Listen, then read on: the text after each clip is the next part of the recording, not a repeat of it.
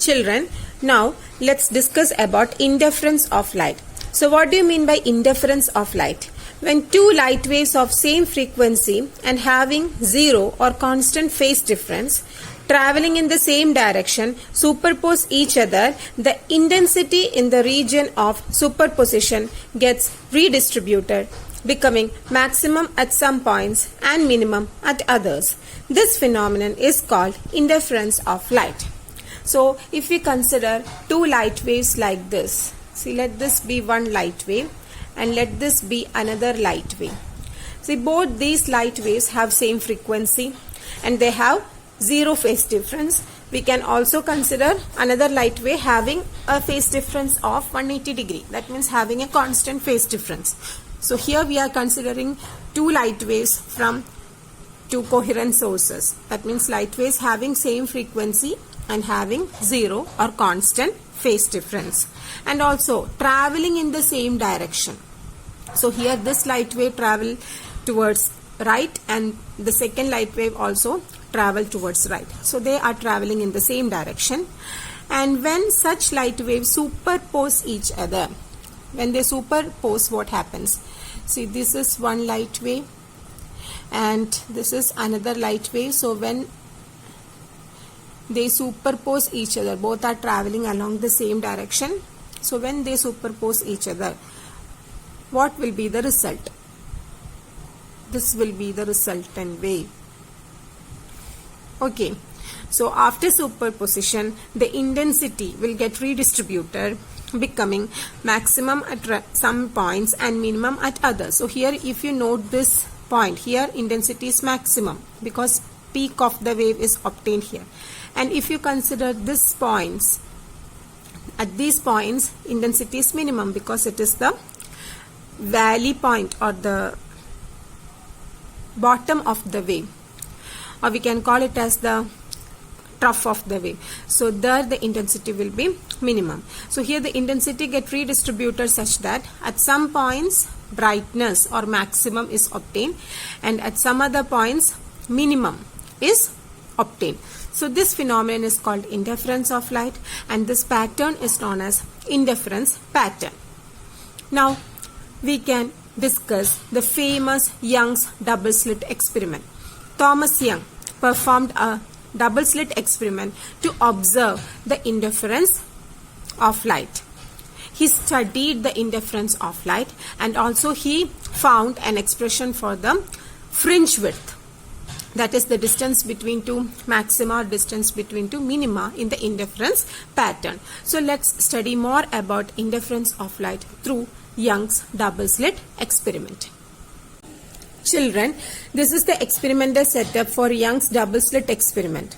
In this experiment, a source of monochromatic light, it may be a sodium vapor lamp, illuminates a rectangular narrow slit S. So this S is the rectangular narrow slit and it has a width of nearly 1 millimeter. Okay, so this slit is illuminated by a monochromatic light. Monochromatic light means light consisting of one wavelength. So usually sodium vapor lamp is taken as the monochromatic source of monochromatic light. Okay, so here somewhere here a sodium vapor lamp is placed and light from that sodium vapor lamp falls on this narrow slit S. It's a single slit now, and S1 and S2, or here we can say A and B, are two parallel narrow slits which are arranged symmetrically and parallel to this slit S, isn't it? So A and B are two parallel narrow slits which are arranged symmetrically and also parallel to this slit S, and at a distance of 10 centimeter from it. The distance between this slit, single slit S, and this double slit A and B is nearly 10 centimeter. Okay, and the separation between A and B, here you can see two slits, hence it is known as double slit experiment. So the separation between these two slits A and B is nearly 2 millimeter, and width of each of this slit is very small, that is nearly 0.3 millimeter. Okay, and here a screen is placed. Okay, so this line indicates the screen, an observation screen which is placed at a distance of approximately 2 meters from the two slits. So the distance between these two slits and the screen is approximately 2 meters. And you can see alternate dark and bright bands appear on the observation screen. See, this indicates a dark band.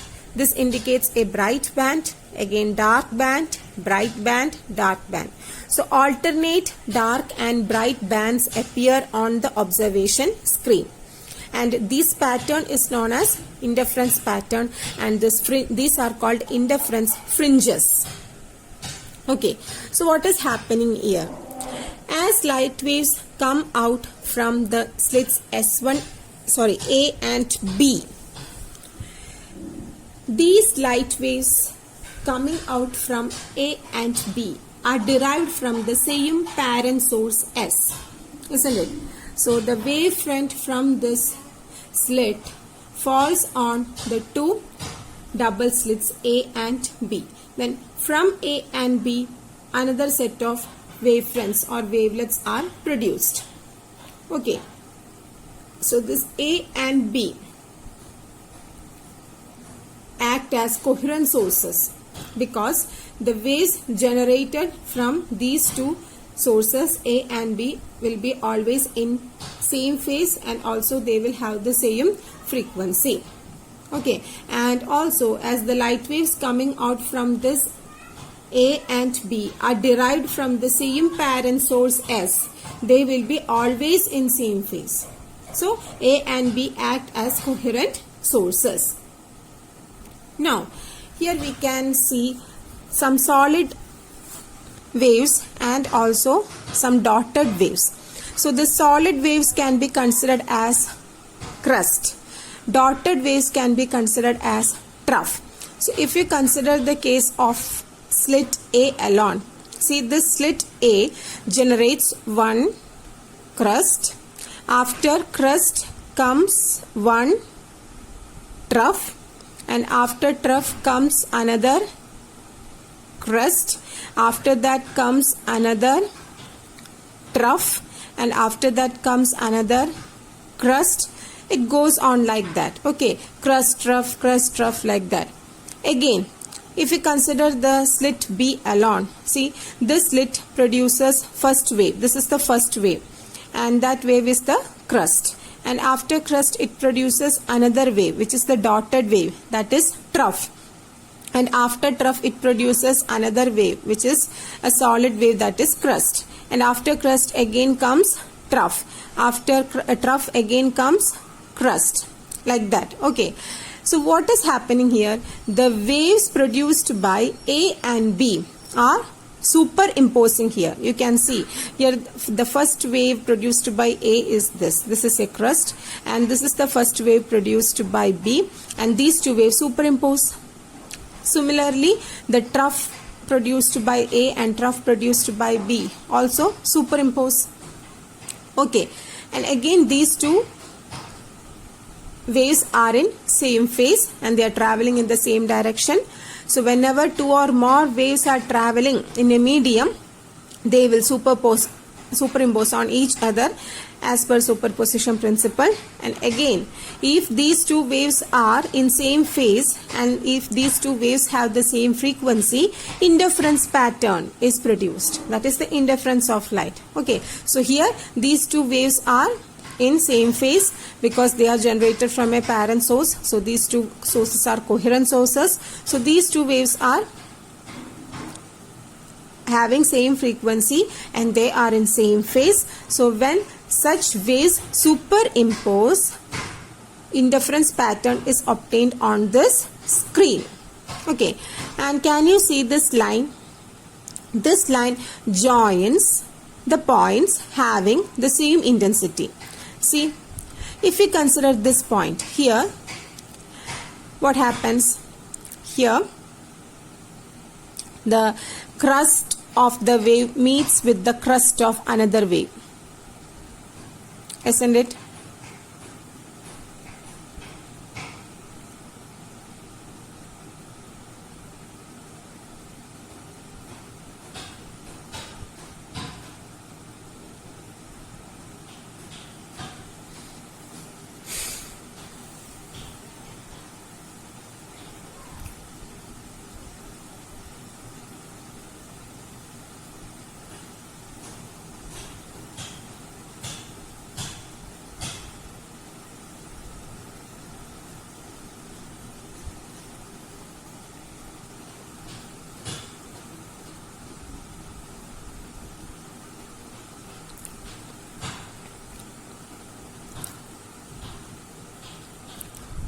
See, if you consider this line, see this line joins the points having the same intensity. Here if you consider this point, here crust of one wave meets with the crust of another wave. So when crust and crust superimpose, constructive superposition occurs and brightness is obtained on the screen. So this point corresponds to brightness on the screen.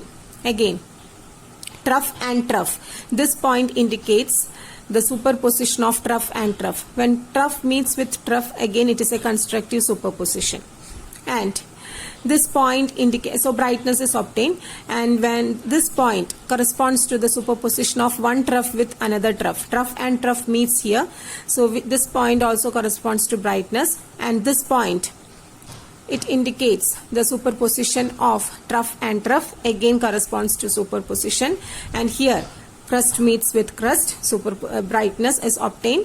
Here trough meets with trough, again brightness is obtained. Crust meets with crust, brightness is obtained. So this line joins the points having same intensity, that means brightness. So on the screen here, bright fringe is obtained, brightness is observed. Okay, now consider this particular line, and this line also joins the points having same intensity. So here if you consider this point, here crust of one wave meets with the trough of another wave, isn't it? A solid line intersects with a dotted line here. That means crust intersect with trough. So whenever crust and trough meets, what happens? Destructive superposition occurs and darkness is obtained on the screen. Here also crust meets with trough, which corresponds to darkness or minimum intensity. Here crust meets with trough, which corresponds to darkness or minimum intensity. Here also crust meets with trough, which corresponds to darkness or minimum intensity, and it goes on like that. You can check it. So this line joins all the points having minimum intensity or darkness. So dark fringes obtained on the screen at this position. Now again if we consider here what is obtained? Here this line joins the points having maximum intensity or brightness. So brightness is obtained here. Then this line joins the points having minimum intensity. So darkness is obtained at this position on the screen. Again this line joins the points having maximum intensity. So at this point on the screen you will get brightness. So a bright fringe is obtained on the screen at this position. So alternate bright and dark fringes are observed on the screen. This is indifference pattern. This will be a bright fringe. Then after bright fringe comes a dark fringe. And after dark fringe comes bright fringe. After bright, dark. After dark, again bright. So alternate bright and dark fringes are obtained on the screen. This is the indifference pattern. Okay. Now let's analyze this double slit experiment mathematically.